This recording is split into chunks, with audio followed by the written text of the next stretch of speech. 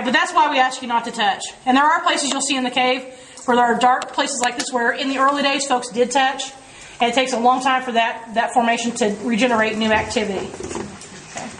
You'll see some area here where there are longer soda straws. Not a lot longer, but they are a little bit better. You'll also see an area here that looks like an old field. Guys see what I'm talking about?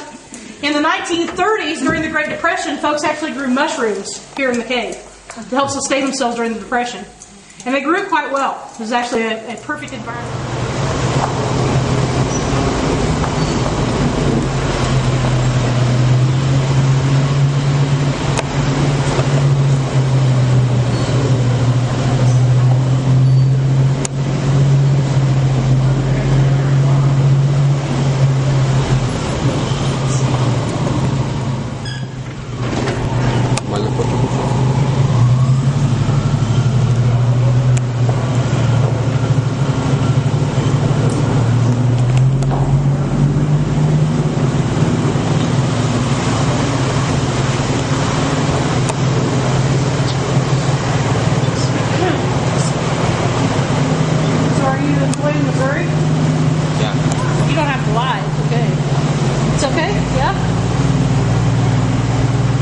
What is the weather like in Belarus this time of year?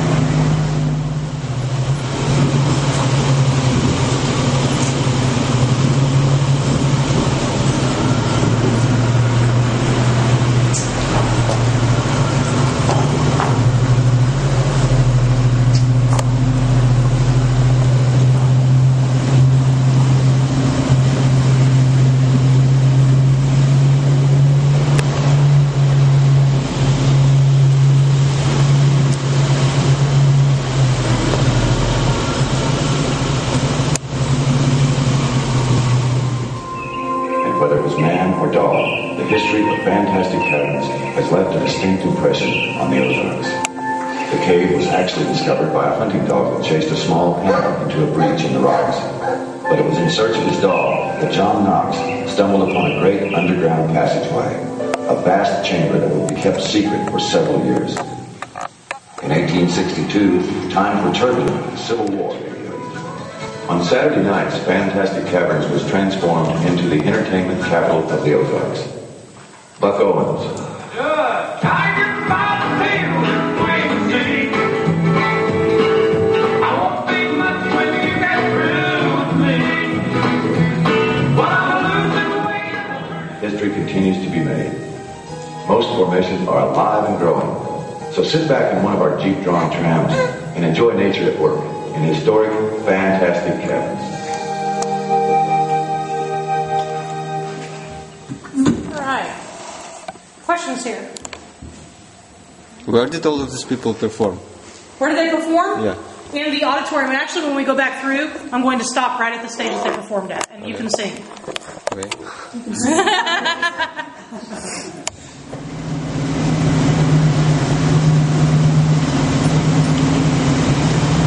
And this is we travel back through. It's very clear.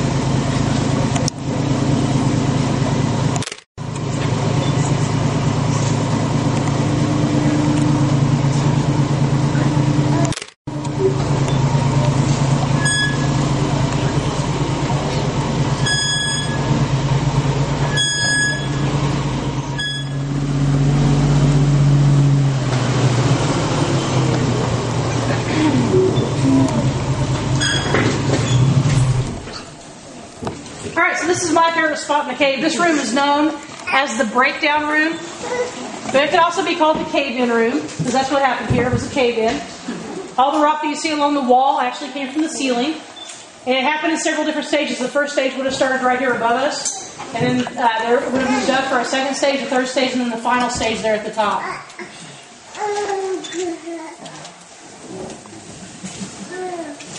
Kind of interesting to think about what happens. A cave will cave in on itself for two purposes. The first purpose is to make itself stronger.